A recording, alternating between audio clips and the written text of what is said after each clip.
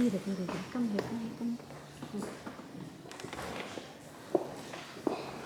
પ્રભુ ઈસુ ખ્રિસ્તના નામમાં આપ સર્વને પ્રેમી સલામ. અને આજે આપણે જે વિષય જોવા માગીએ છીએ તો બાપ્તિસ્મા છે, કેમ કે આવતા રવિવારે ઘણા બધા લોકો બાપ્તિસ્મા લેવાના છે અને એટલા માટે આપણે મંડળી તરીકે બાપ્તિસ્માનું શિક્ષણ આપણને મળે બહુ જરૂરી છે.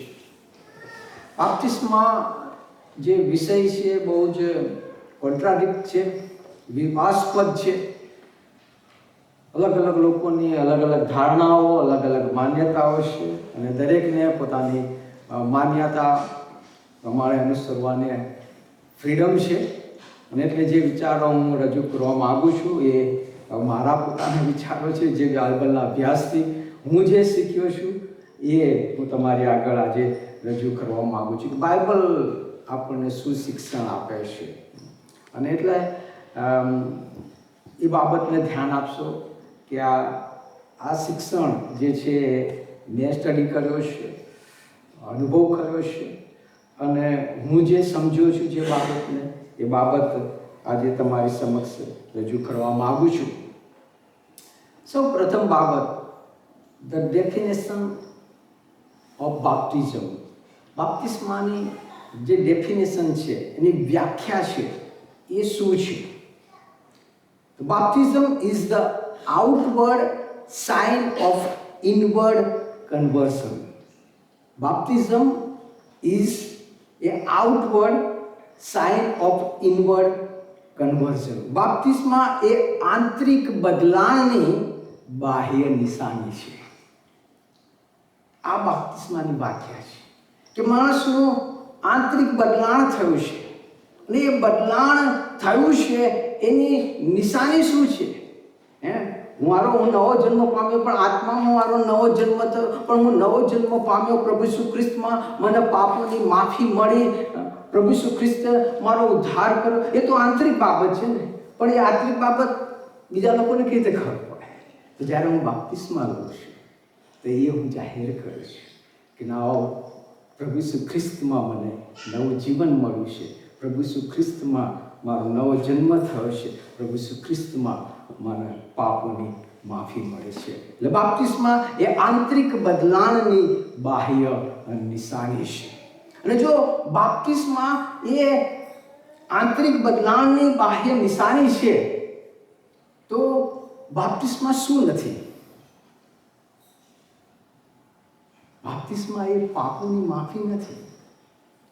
બાપ્તિસ્મા લેવાથી મારા પાપ દૂર થઈ જશે ને એવું હોત ને તો બાપ્તિસ્મામાં અને પેલી ગંગા નદીમાં સ્નાન કરવામાં કોઈ ફરક નહીં રહેતો.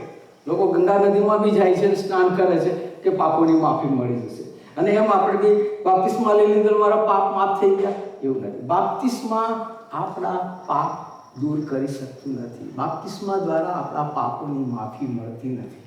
એટલે બાપ્તિસ્મા એ પાપોની માફી નથી. બાપ્તિસ્મા એ સ્વર્ગમાં જવાનો વિઝા નથી કે ભાઈ બાપ્તિસ્મા મેં લઈ લીધું એટલે મને વિઝા મળી ગયો. Now you are Christian, you can go to heaven. એ બાબત નથી કે ભાઈ મેં બાપ્તિસ્મા લઈ લીધું એટલે મને સ્વર્ગમાં જવાનો વિઝા મળી ગયો, હું ક્રિશ્ચિયન બની ગયો, હું ખ્રિસ્તી બની ગયો એટલે હું સીધો હવે સ્વર્ગ રાજ્યમાં જતો રહીશ. નહીં, બાપ્તિસ્મા તમને સ્વર્ગ રાજ્યનો વિઝા આપતો નથી. બાપ્તિસ્મા લેવાથી તમે સ્વર્ગ રાજ્યમાં જવાના નથી. એ તો કોઈ બી ક્રિશ્ચિયન નરકમાં ના જાત, બધા સ્વર્ગમાં જાત. આપણે બધા બાપ્તિસ્મા લીધેલું. હવે બાપ્તિસ્મા એ પાપોની માફી નથી. બાપ્તિસ્મા એ સ્વર્ગમાં જવાનો વિઝા નથી. બાપ્તિસ્મા એ નામકરણ વિધિ નથી કે ભાઈ બાપ્તિસ્મા એટલે આપણે નામ આપીએ છીએ ને, ઇમાનુએલ, તને પિતા પુત્ર પવિત્ર આત્માના નામમાં બાપ્તિસ્મા આપે છે એટલે આજથી મારું નામ ઇમાનુએલ પડી ગયું. બાપ્તિસ્મા એ કઈ નામકરણ વિધિ નથી. એ સ્વર્ગ પાપોની માફી નથી, સ્વર્ગમાં જવાનું વિધાન નથી કે નામકરણ વિધિ નથી. અને બાપ્તિસ્મા એ કોઈ ધર્માંતરની નિશાની નથી. તમે અત્યાર સુધી બીજા ધર્મમાં માનતા હતા, હવે બાપ્તિસ્મા લીધું એટલે તમારા ધર્મનું પરિવર્તન થઈ ગયું, હવે તમે ખ્રિસ્તી બની ગયા. એ ધર્મ પરિવર્તનની નિશાની નથી. અને બાપ્તિસ્મા એ આંતરિક બદલાવની બાહ્ય નિશાની છે. અને આ બધી જે ગલત ફહેમીમાં આપણે રહીએ છીએ કે બાપ્તિસ્મા લઈશું એટલે મને પાપોની માફી મળી જશે, બાપ્તિસ્મા લઈશું એટલે મને સ્વર્ગમાં રાજ્યમાં વિઝા મળી જશે, મારું નામકરણ થઈ ગયું છે, અને બાપ્તિસ્મા એ કોઈ ધર્મ પરિવર્તનની નિશાની નહીં. તો વોટ ઇઝ બાપ્તિઝમ? બાપ્તિસ્મા એ શું છે? તો બાપ્તિસ્માનો અર્થ બે રીતે આપણે જોવા માંગીએ છીએ. તો એનો શાબ્દિક અર્થ, બાપ્તિસ્માનો શાબ્દિક અર્થ શું થાય છે અને તેનો આત્મિક અર્થ શું થાય છે. બાપ્તિસ્માનો જે શાબ્દિક અર્થ છે, જે બાપ્તિસ્મા માટેનો જે ગ્રીક શબ્દ છે બેપ્ટિઝો, એ એનો ગ્રીક વર્ડ છે. અને આ ગ્રીક વર્ડ જે બેપ્ટિઝો છે એનો અર્થ થાય છે કે પાણીમાં ઊંડે સુધી ઉતરવું અથવા તો પાણીમાં ડૂબકી મારવી, ઇમર્જ ઇન્ટુ વોટર. એ એનો શાબ્દિક અર્થ છે. લિટરલી એનો એ મિનિંગ છે બાપ્ટિઝોનો. ગ્રીક જે શબ્દ છે જે બાપ્તિસ્માને માટે નવા કરારની અંદર જેનો ઉપયોગ કરવામાં આવ્યો છે એ છે. એનો લિટરલી મિનિંગ એ થાય છે કે ભાઈ પાણીમાં ડૂબકી મારવી, પાણીમાં ઊંડે સુધી જવું કે પાણીમાં ઇમર્જ થવું. એ એનો લિટરલી એનો મિનિંગ છે, એનો શાબ્દિક અર્થ છે. અને એનો જે આત્મિક અર્થ છે એ આ પ્રમાણે થાય છે. રોમીયોને પત્ર તેનો 6 અધ્યાય તેની 3 અને 4 કલમ, રોમી 6:3 અને 4 એ પ્રમાણે કહેશે, શું તમે નથી જાણતા કે જેઓ ખ્રિસ્ત ઈસુમાં બાપ્તિસ્મા પામ્યા તેઓ સર્વ તેના મરણમાં બાપ્તિસ્મા પામ્યા. તે માટે આપણે બાપ્તિસ્મા દ્વારા તેની સાથે મરણમાં દટાયા, ને જેમ ખ્રિસ્તને બાપના મહિમામાંથી મુયેલામાંથી ઉઠાડવામાં આવ્યો તે જ પ્રમાણે આપણે પણ નવા જીવનમાં ચાલીએ. અને કલોસ્સીઓના પત્ર તેનો 2 અધ્યાય તેની 12મી કલમ તે પ્રમાણે કહે છે કે તેની સાથે તમે બાપ્તિસ્મામાં દટાયા અને તેમાં પણ જે દેવે તેને મુયેલામાંથી ઉઠાડ્યો તેના સામર્થ્ય પરના વિશ્વાસથી તમને તેની સાથે ઉઠાડવામાં આવ્યો.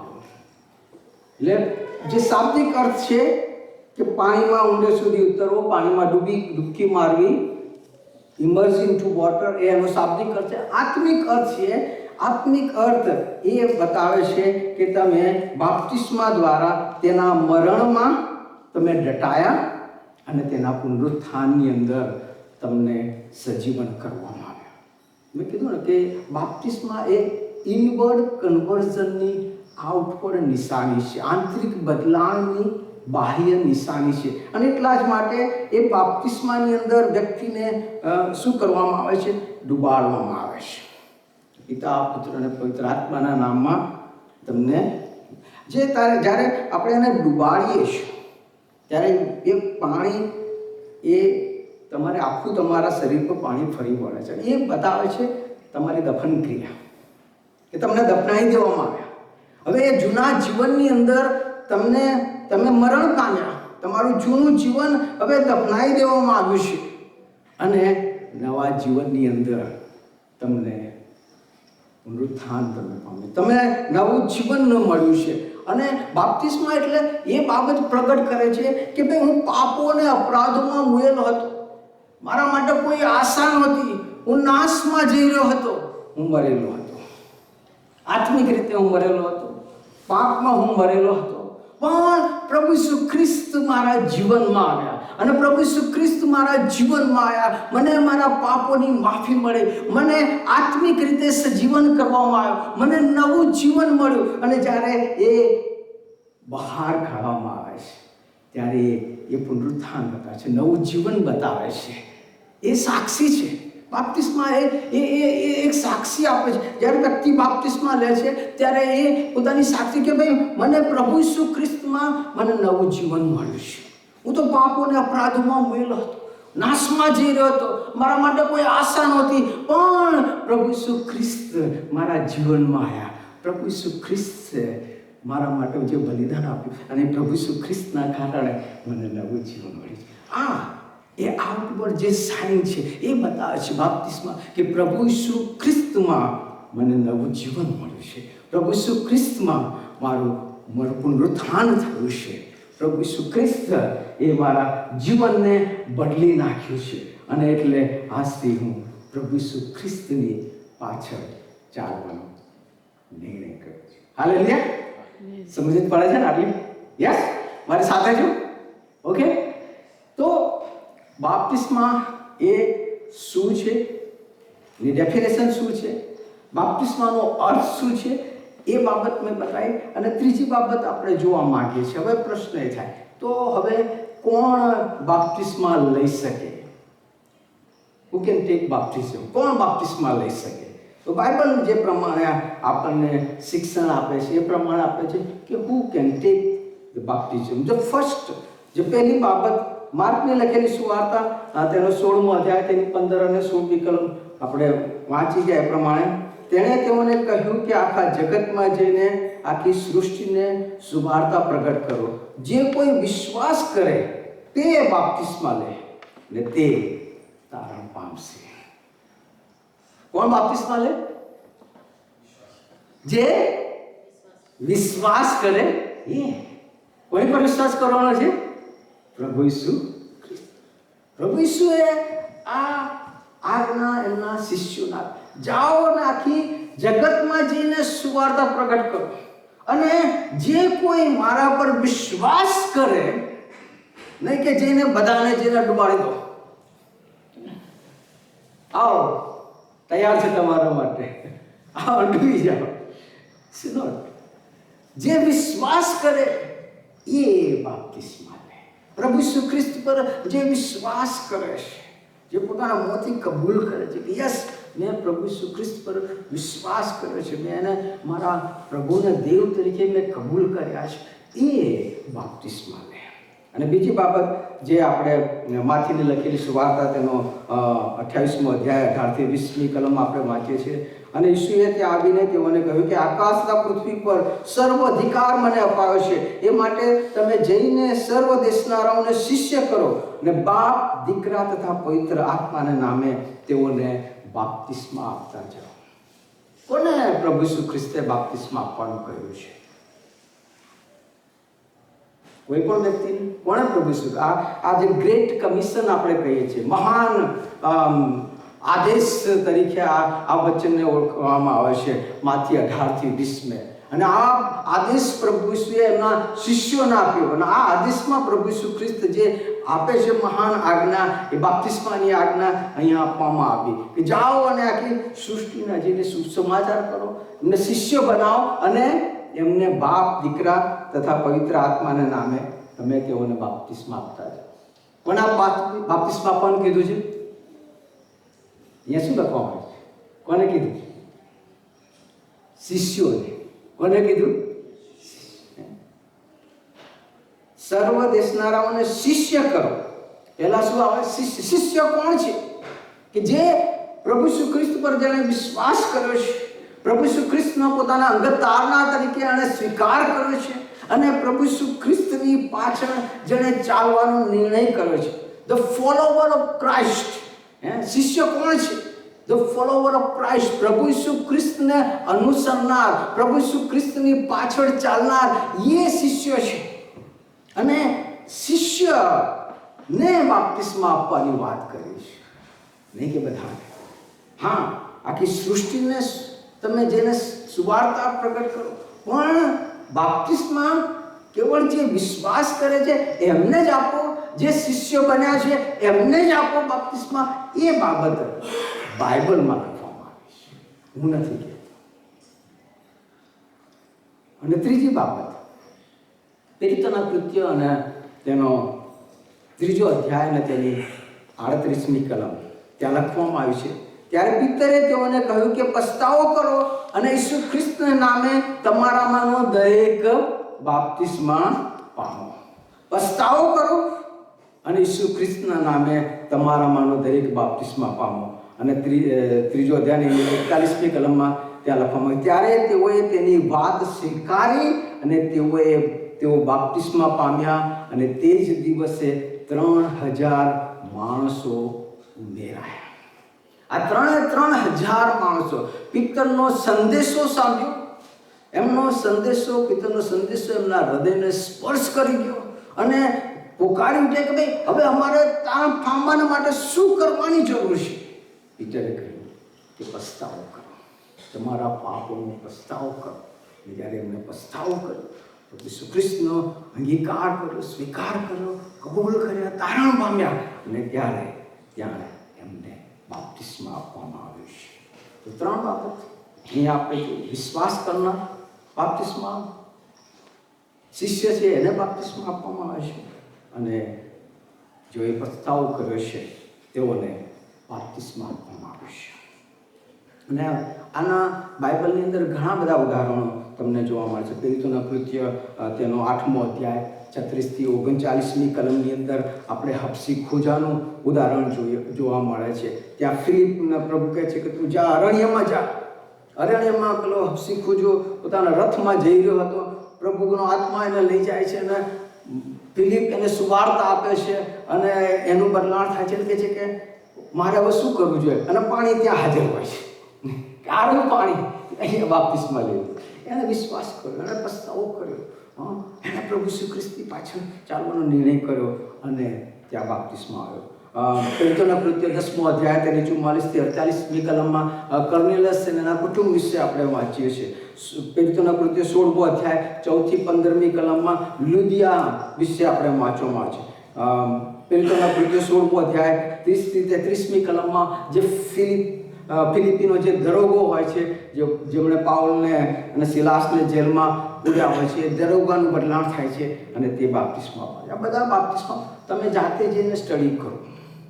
ત્યાં એક બાબત તમને સ્પષ્ટ જોવા મળશે કે ત્યાં આગળ વચનને પ્રગટ કરવામાં આવ્યું છે અને એ લોકોએ વચન ઉપર વિશ્વાસ કર્યો છે અને ઇટ વોઝ વિલિંગનેસ, એમની પોતાની ઈચ્છા એમણે પ્રગટ કરી.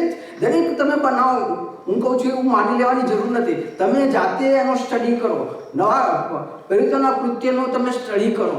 દરેક જે જગ્યાએ બાપ્તિસ્મા સત્ર આપવામાં આવે છે, બાપ્તિસ્મા જેને આપવામાં આવે છે એનો સ્ટડી કરો.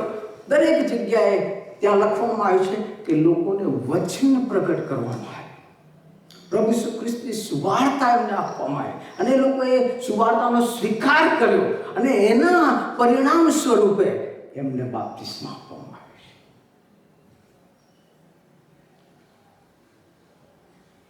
તો બાપ્તિસ્માની ડેફિનેશન આપણે જોઈ ગયા, બાપ્તિસ્માનો શાબ્દિક અર્થ આપણે જોઈ ગયા, બાપ્તિસ્માનો આત્મિક અર્થ આપણે જોઈ ગયા, બાપ્તિસ્મા કોણ લઈ શકે એ આપણે જોઈ ગયા, બાપ્તિસ્મા નવા કરારમાં કયા વ્યક્તિઓએ લીધું છે એ બાબત આપણે જોઈ ગયા. હવે જે છેલ્લી બાબત રજૂ કરવા માંગુ છું તો કે ભાઈ શા માટે જરૂરી છે બાપ્તિસ્મા લેવું? ના લઈએ તો શું?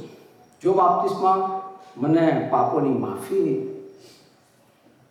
ના આપી શકતું હોય કે સ્વર્ગમાં રાજ્યનો બીજા ના આપી શકતું, what is the importance of the baptism? બાપ્તિસ્માનું જરૂરી શું છે? મેં પાપોનો પસ્તાવો કર્યો, મારા પાપ માફ થઈ ગયા. આપણે તો બાઇબલ કહે છે કે આપણે આપણા વિશ્વાસથી આપણને સ્વર્ગ રાજ્ય મળશે. આપણે કૃપાના સમયમાં છે, ન્યાય વિશ્વાસથી જીવશે. અને કહેવામાં આવે છે કે ભાઈ પેલો મરતા ચોરે ક્યાં બાપ્તિસ્મા લીધું? પ્રભુ ઈસુ ખ્રિસ્તે એને કહ્યું આજે મારી સાથે તું મારા પારાદીસમાં. યસ, બાપ્તિસ્મા વગર બી તમે સ્વર્ગ રાજ્યમાં જઈ શકો છો.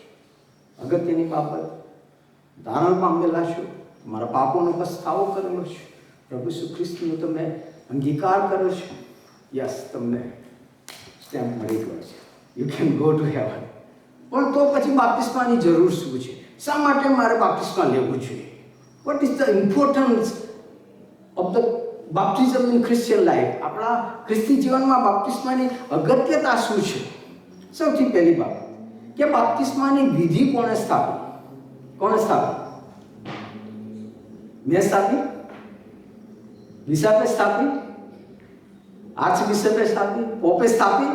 કોણે સ્થાપી? પ્રભુ ઈસુએ. કોણે સ્થાપી? આ વિધિના સ્થાપનાર કોણ છે? પ્રભુ ઈસુ પોતે આ વિધિને સ્થાપી. એમણે કહ્યું છે કે જાઓ અને સર્વ દેશનારાઓને શિષ્ય કરો અને બાપ, દીકરા તથા પવિત્ર આત્માને નામે તમે તેઓને શું કરો? બાપ્તિસ્મા આપતા જાઓ. આ વિધિના સ્થાપન કરનાર એ કોઈ વ્યક્તિ કે મનુષ્ય નથી કે કોઈ મંડળીના આગેવાન નથી. આ વિધિ પ્રભુ ઈસુ ખ્રિસ્તે પોતે આ વિધિને સ્થાપન કરેલી છે. બરાબર? બે જ વિધિઓ આપણે માનીએ છીએ, બાપ્તિસ્મા અને પ્રભુ ભોજન. અને આ બંને વિધિઓ કોણે સ્થાપેલી છે?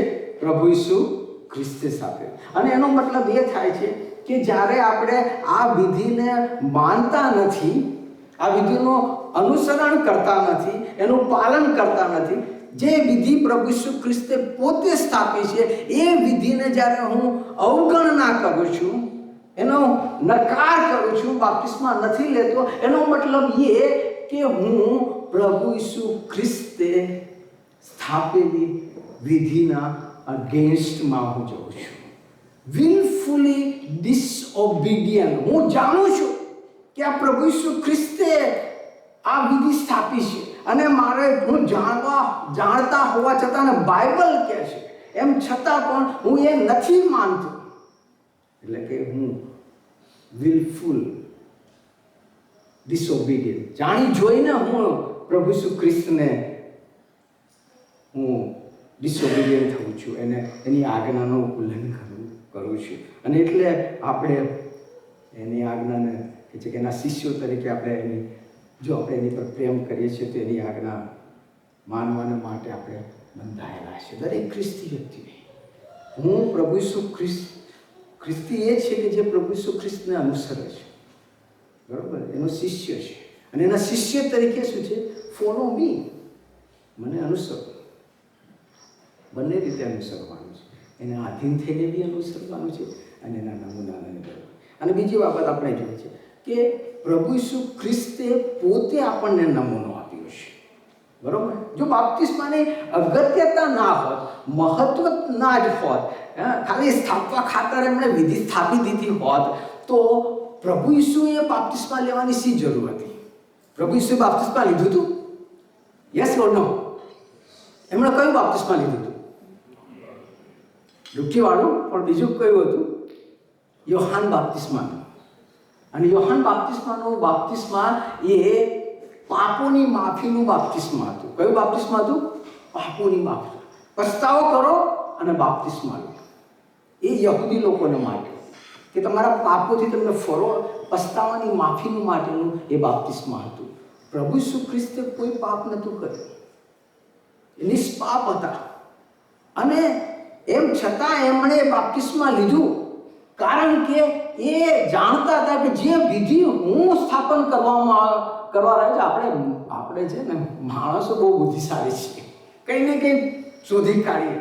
કાલ ઉઠીને કોઈ પ્રશ્ન કરે, પ્રભુ ઈસુ ખ્રિસ્તે ક્યાં બાપ્તિસ્મા લીધું હતું? આજે પેલા કહીએ છે ને, પેલા મરતા ચોરે ક્યાં બાપ્તિસ્મા લીધું હતું? બરાબર? બહાનું આપણને બહુ જલ્દી મળી જાય. એટલે કાલ ઉઠીને કોઈ બહાનું ના કરે કે પ્રભુ ઈસુ ખ્રિસ્તે ક્યાં બાપ્તિસ્મા લીધું હતું. એટલા માટે મારા ને તમારા માટે, મને ને તમને નમૂનો આપવાના માટે જે બાપ્તિસ્માની એમને કોઈ જરૂર નથી, એ બાપ્તિસ્મા એમણે લીધી કે જેથી કરીને કાલે ઉઠીને કોઈ એમ ના કે ભાઈ પ્રભુ ઈસુ ખ્રિસ્તે ક્યાં બાપ્તિસ્મા લીધું. કે જો હું જે વિધિ સ્થાપવા માંગુ છું, એમણે પોતાનો નમૂનો આપ્યો કે જો હું બાપ્તિસ્મા લઉં છું અને મારા માટે એની અગત્ય ના હોવા છતાં પણ હું એને લઉં છું, તો એ તમારા માટે કેટલું અગત્યનું છે. એટલા માટે તમારે એ બાપ્તિસ્મા લેવાની જરૂર છે. આપણે એના નમૂનાને જો અનુસરવા માંગતા હોય તો આપણે બાપ્તિસ્મા લેવાની જરૂર છે. અને ત્રીજી બાબત કે શરૂઆતની મંડળી, શરૂઆતની તમે જે પહેલી બધી મંડળીઓ, ત્યાં આગળ એમના માટે બાપ્તિસ્મા લેવું એ જીવન મરણનો સવાલ હતો. ભયંકર સતામણી થતી હતી, ભયંકર ખ્રિસ્તીઓની સતામણી થતી હતી. નીરો બાદશાહના સમયની અંદર ખ્રિસ્તી લોકોને ભયંકર રીતે એમને સતાવવામાં આવતા, એમને જીવતા સળગવામાં આવતા હતા. એમને ખબર હતી કે બાપ્તિસ્માનો અર્થ એટલે કે મરણને ચૂઝ કરવું, પણ એ લોકોએ તો પણ મરણને વારું ગણ્યું, પણ તો પણ બાપ્તિસ્મા લીધું. એ નમૂનો એ શરૂઆતની મંડળીએ મને તમને આપ્યો છે. અને આજે પણ તમે મુસ્લિમ દેશોમાં જાઓ અને એ અંડરગ્રાઉન્ડ જે ચર્ચિસ છે એમને જોયો. મને થોડા સમય પહેલાં હું એક મુસ્લિમ વ્યક્તિની ઈરાનના એક મુસ્લિમ વ્યક્તિની હું સાક્ષી સાંભળતો હતો કે મુશ્કેલ હતું એના માટે, પણ કે મેં બાપ્તિસ્મા લીધું અને બાપ્તિસ્મા લીધું, મને મારા કુટુંબમાંથી મને કાઢી મૂક્યો અને 3 વર્ષ હું હોમલેસ તરીકે રખડતો ફર્યો. આજે પણ લોકો કિંમત ચૂકવી રહ્યા છે પણ બાપ્તિસ્મા લઈ રહ્યા છે. Because they know, they understood the importance of the baptism. આપણે નથી સમજતા. અંડરગ્રાઉન્ડ ચર્ચના જે લોકો, ચાઇનામાં જે ચર્ચિસ છે એ લોકોને તમે પૂછી નાખો, એક પણ ક્રિસ્તીઓ નહીં મળે કે જેણે બાપ્તિસ્મા નહીં લીધું, કે જે મરવું પડે તો કુરબાની આપવી પડે આપી દઈશું, પણ we will follow the example of Jesus. અમે પ્રભુ ઈસુ ખ્રિસ્તના નમૂનાને અનુસરીશું. Hallelujah, praise the lord. અને એટલે હું જે કહેવા માંગુ છું, ઇફ ઇટ ઇઝ પોસિબલ, જો એ શક્ય છે તો આપણે જરૂરથી બાપ્તિસ્મા લેવો જરૂરી છે.